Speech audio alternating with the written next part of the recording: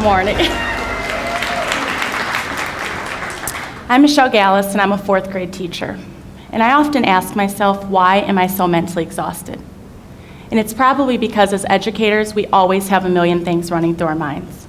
We don't just think about work when we're at work, do we? Have you ever been to a party with a bunch of teachers? Even if they don't teach at the same school, they wind up talking about school. And then we go home and we grade papers, we lesson plan, we take course after course. It's draining. And somehow with all of this, we have to fit in this other thing called a personal life. Now, after being Mrs. Gallus all day, I get to go home and be mommy. And they're adorable and they're sweet. But if I can be honest with you, there's a lot of this going on between the hours of 4 p.m. and bedtime. And by the time I get these two to sleep, I don't have energy for anything else. This is a time when a lot of us do our relaxing activities. Some of you knit, some of you read books. I know people who bake. I watch reality TV. And so because my personal life and my professional life are so tiresome, I've had to find ways to work smarter, not harder in the classroom. And for me, that means I try to get my schoolwork done at school. And so the first thing that's helped me accomplish this is I don't believe in reinventing the wheel. Besides all of the many ideas I've got from you guys to use in my classroom, we also have access to two of the best websites ever created for us, Pinterest and Teachers Pay Teachers.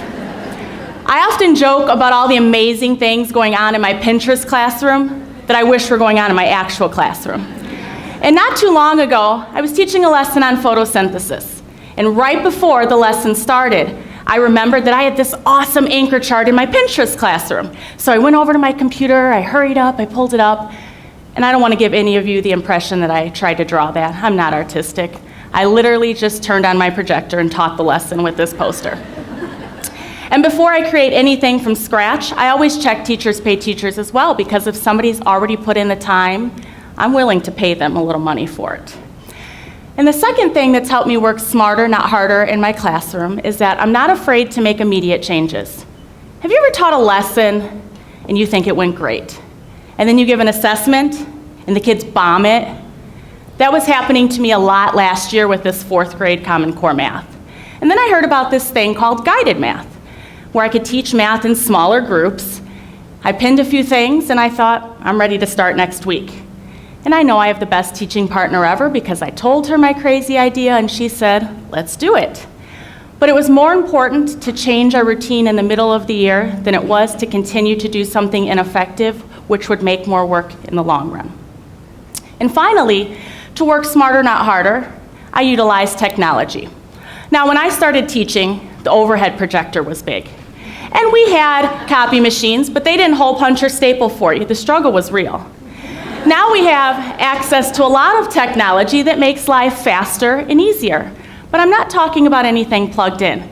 The simple definition of technology is the use of science to solve problems or invent useful things. And I have 3 useful pieces of technology that I use in my classroom to save me a lot of time: sheet protectors, dry erase boards, and dry erase markers.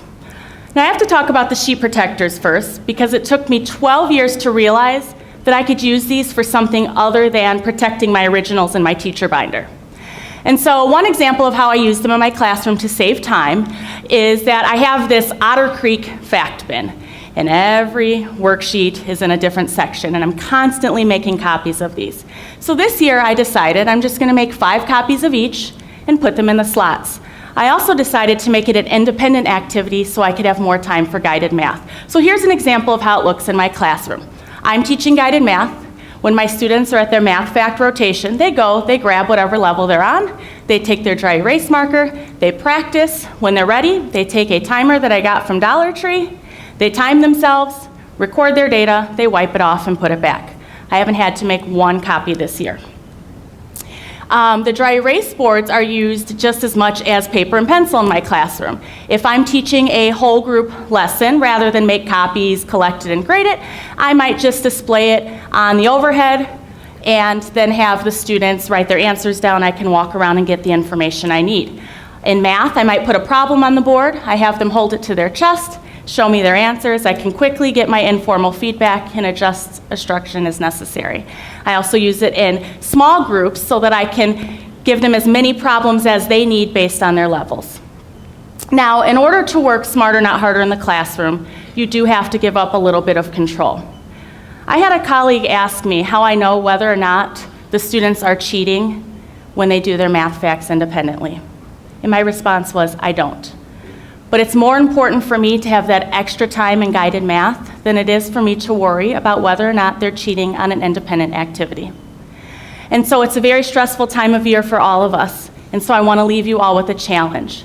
I want to challenge you to let go of a little bit of control of something that's not working for you. Think of a different way to do it. And I know for educators it's hard for us to let go of control of anything. But I want you to be inspired by a quote I heard from Kimberly Wilkins.